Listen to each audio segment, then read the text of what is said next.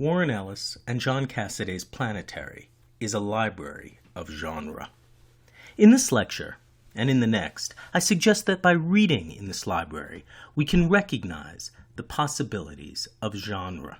Specifically, we can recognize how comics open the imagination. We can recognize how the notion of genre exceeds the category of literature itself, and thus offers an example of how an appreciation of comics as a literary form ultimately forces us to reconsider the category of literature overall. Planetary was serialized over 27 issues from April 1999 through October 2009. Warren Ellis is an English writer who wrote for Marvel in 1994 and then moved to Wildstorm Comics. Ellis wrote a number of independent works, including Transmetropolitan with Darick Robertson and a novel, Crooked Little Vein. He returned to Marvel, writing among other series an exceptional Iron Man story, Extremis, with Adi Granov.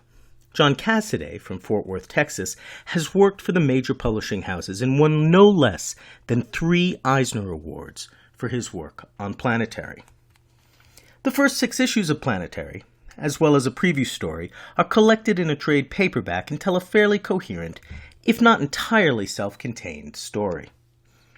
Planetary's first cover announces 3 heroes, poised on a staircase leading back to the planet Earth, which is itself framed by a kind of giant crystal. In the story, the 3 heroes are superheroes of sorts. Chiquita Wagner has super strength and is indestructible. The drummer can communicate with information systems.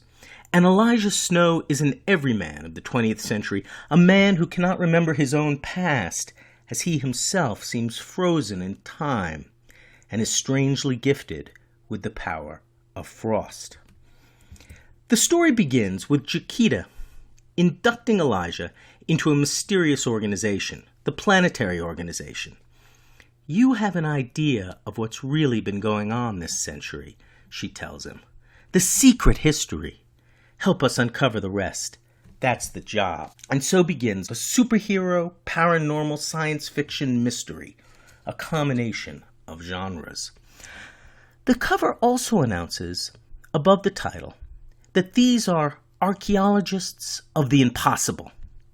Archaeology is the study of the past through material remains, but on a more fundamental level, it is the study of ancient legends and speech. So their task is a little like ours, to sift through the pages of the past and come to some conclusions about fiction. Our investigation begins by looking at this very cover. In the upper left-hand corner is an icon. And there are 2 powerful clues embedded in this icon. The first is the comics company trademark for Wildstorm. Wildstorm was founded in 1992, a branch of the creator-owned company known as Image Comics. Image was formed by a group of successful comic illustrators who wanted ownership and creative control over their artwork and concepts. This was a problem, as we've seen, since the beginning of superhero comics.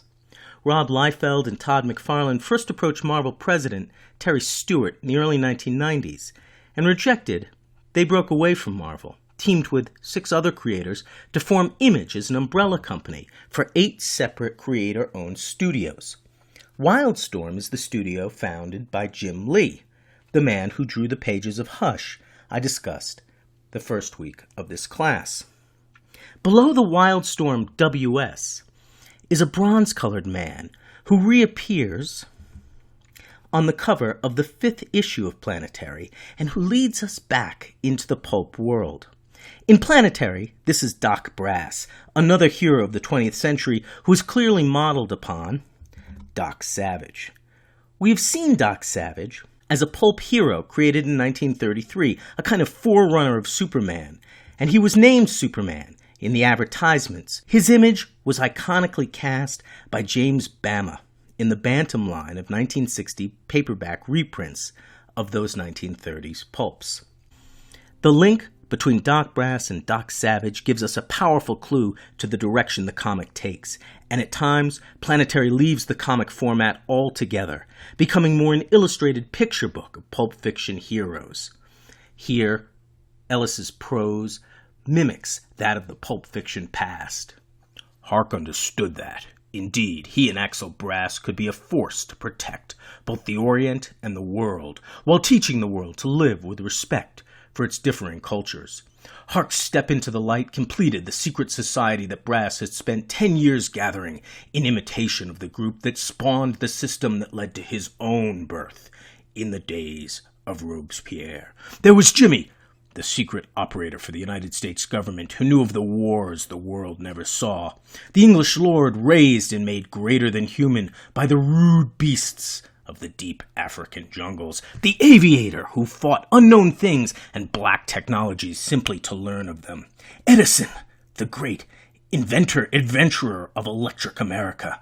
And the dark millionaire, the man in black whose guns shouted out against crime in all its forms. Between them, they could save the world from itself. The cast echoes the heroes of the past, and with each new issue, Planetary pulls us in to a new genre of pop culture from that past. In the first issue, Axel Brass explains that he and his group of pulp heroes created a computer, a supercomputer that opened a portal to another world, and upon opening it, they encountered another team. Brass tells Elijah, a group of people in a mountain hideaway looked across that gulf of realities at us, knowing that their universe was on the verge of decoherence, destruction, and went for us. If we look at this group, we can see that they are, hero for hero, a match for the Justice League of America. Here's the first issue of the Justice League of America, The Brave and the Bold, number 28 of 1960, written by Gardner Fox and illustrated by Mike Zakowski, which features the team fighting Starro, the giant sentient starfish from outer space. Comparing the two teams, we can find that both have a Wonder Woman. Both have a man with a powerful ring on his hand. Both have an undersea hero. Both have a figure sizzling with electric energy and a caped alien. The Justice League of America also featured Batman and Superman, although they did not usually appear on its covers. And this strange group in Planetary certainly have a caped crusader and a noble Superman. The next issue takes us to movies, to Godzilla. And the issue after that takes us to Hong Kong blood opera. Planetary is an allegory for genre. Its other within is all the pop fiction stories of the past, and it asks us to summon up our knowledge of those stories to read the secret history it contains. In effect, it layers genre upon genre with each issue, adding another type of genre fiction to its world: mystery, superhero story, B-movie creature feature, Hong Kong blood opera, science fiction, in a total story of paranormal espionage. Each of these genres belongs to a group, a category known as genre fiction. Genre fiction is fiction that stays within the limits of its boundaries. Fiction that is owned by its formula. Fiction that, perhaps, Raymond Chandler might suggest, does not try to exceed the limits of that formula, so much as stay safely within it. Planetary's test is to see if the reader is an archaeologist of the impossible of pop culture. So each new issue demands the reader's attention. The cover of issue 4, for example, features a new hero, and if we look closely, we can see that he alludes to an old hero, to Captain Marvel, Shazam, and even the little preview story included at the very end of the trade paperback tells of a young scientist transformed into an uncontrollable brute of enormous proportions by his own discovery. In essence, it tells the origin story of the Incredible Hulk.